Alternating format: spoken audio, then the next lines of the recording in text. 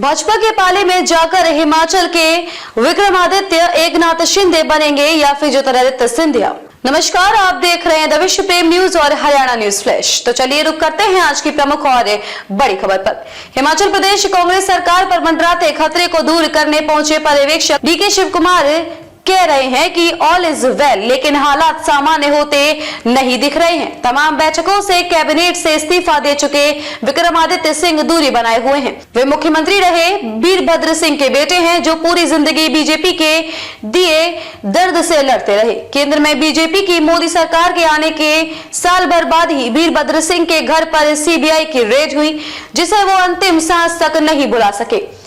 इस पूरी किस्से पर बाद में नजर डालेंगे। पहले बात करते हैं हिमाचल में चल रहे ताजा घटनाक्रम और बीजेपी की चाल की। हिमाचल प्रदेश में राज्यसभा चुनाव के बहाने बीजेपी जिस लड़ाई में आगे बढ़ रही है, वहां कांग्रेस सरकार को बेदखल करने के काम पर उसे कुछ मंजूर नहीं होगा। हर हाल में बीजेपी चाहेगी कि जल्द से जल्द ऐसी स्थिति बने कि मुख्यमंत्री सुखविंदर सिंह सुक्खू को विश्वास मत हासिल करने के लिए घेरा जाए, ताकि कांग्रेस की सरकार गिर जाए। क्रॉस वोटिंग के बहाने इतने विधायकों ने तो कांग्रेस छोड़ने का मन बना ही लिया है कि सत्ता तक पहुंचने वाली बीजेपी की राह आसान हो जाए। क्रॉस वोटिंग करने वाले 6 विधायकों को बर्खास्त कर दिए जाने के बाद सदन की स्ट्रेंथ तो पहले ही 68 की जगह 62 हो गई है, और नतीजा ये हुआ कि बहुमत का आंकड़ा भी 3 पायदान नीचे खिसक कर 32 पर पहुंच चुका है। राज्यसभा चुनाव के जरिए बागियों को मैदान में उतार कर खेल कर देने वाले विक्रमादित्य सिंह बर्खास्त कांग्रेस विधायकों और मुख्यमंत्री की ब्रेकफास्ट मीटिंग से दूरी बनाने वाले विधायकों को अलग करके देखे तो कांग्रेस के पास यानी मुख्यमंत्री सुखविंदर सिंह सुक्खू के समर्थक विधायकों की संख्या 30 तक पहुंच चुकी है, जो बहुमत के जादुई आंकड़े से 2 कदम पीछे रह जाती है। कुल मिलाकर देखा जाए तो हिमाचल प्रदेश की राजनीति में अपनी हैसियत और कांग्रेस नेतृत्व की तरफ से मुंह मोड़ लिए जाने से प्रतिभा सिंह और विक्रमादित्य सिंह के सामने भी कोई और रास्ता नहीं सूझ रहा होगा। लेकिन विक्रमादित्य और प्रतिभा सिंह की नाराजगी के कारण सुक्खू सरकार अंतिम सांस ही गिन रही है और बीजेपी शिकार को झपटने के लिए ताक पर बैठी हुई है।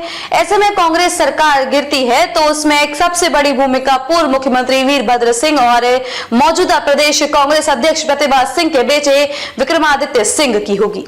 अब सवाल ये उठता है कि बीजेपी को हिमाचल प्रदेश में विपक्ष से सत्ता में लाने के बदले विक्रमादित्य सिंह को क्या मिलेगा, और एक बड़ा सवाल ये भी है कि बदले हालात में पूर्व मुख्यमंत्री जयराम ठाकुर को किन बातों से समझौता करना पड़ सकता है।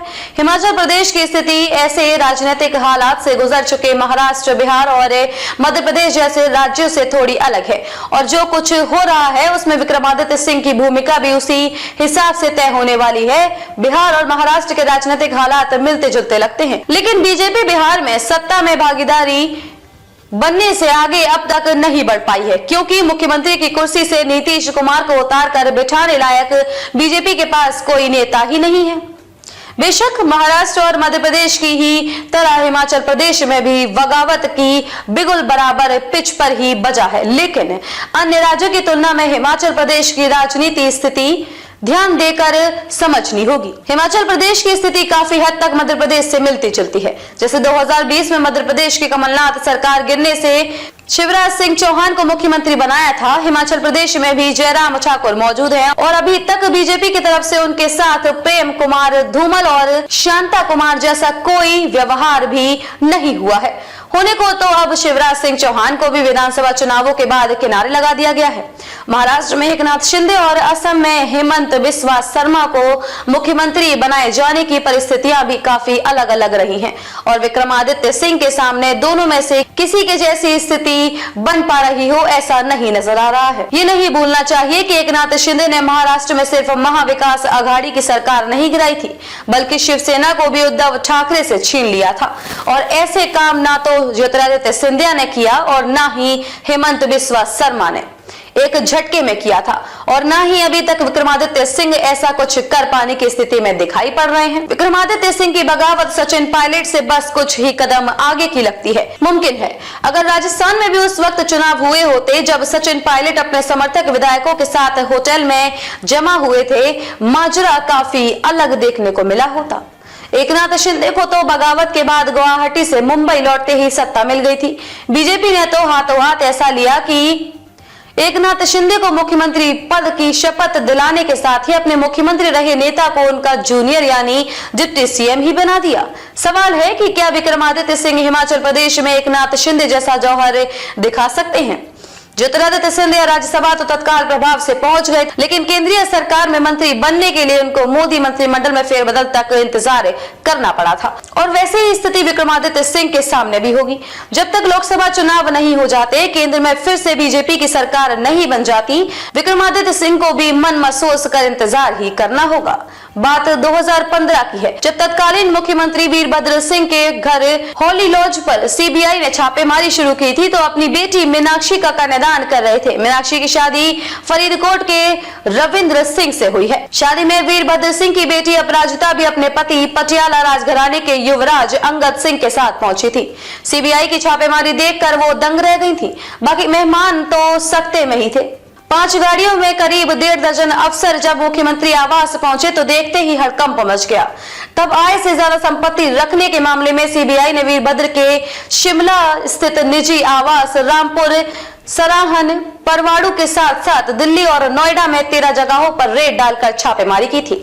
एक ही जगह शादी भी चल रही थी और ऐन उसी वक्त वहां सीबीआई की छापेमारी हुई। लेकिन अब ना तो वीरभद्र सिंह है और ना ही उनकी पत्नी प्रतिभा सिंह और बेटे विक्रमादित्य सिंह को भी उस वाक्य का कोई मलाल रह गया है। सुना है कि बेटे पिता के अपमान का बदला लेते हैं, लेकिन ये भी वक्त का तकाजा है कि वीरभद्र सिंह का बेटा दुश्मन बीजेपी के इशारों पर चल रहा है और उससे भी बड़ी बात है कि मां का भी सपोर्ट हासिल है।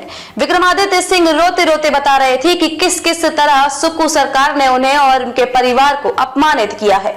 पिता की मूर्ति लगाने के लिए शिमला के मॉल रोड पर 2 गज जमीन भी नहीं दी। अभी तो कांग्रेस की तरफ से दावा किया जा रहा है कि सुखविंदर सिंह सुक्खू सरकार 5 साल का अपना कार्यकाल पूरा करेगी। मतलब मुख्यमंत्री बदले जाने पर भी कोई स्पष्ट रुख सामने नहीं आया है। भूपेंद्र सिंह हुड्डा और डीके शिव कुमार ये भी समझाने की कोशिश कर रहे हैं कि सब लोग मिलकर लोकसभा का चुनाव लड़ेंगे। एक बात तो साफ है कि विक्रमादित्य को बीजेपी वो सब तो देने से रही जो वो कांग्रेस में रहकर हासिल कर सकते हैं। बाकी फैसला माँ बेटे को खुद ही करना है। खबरों में अब तक के लिए बस इतना ही। फिर होगी आपसे मुलाकात ऐसी किसी बड़ी और खास खबर के साथ। तब तक के लिए नमस्कार और देखते रहिए विश्व प्रेम न्यूज और हरियाणा न्यूज फ्लैश।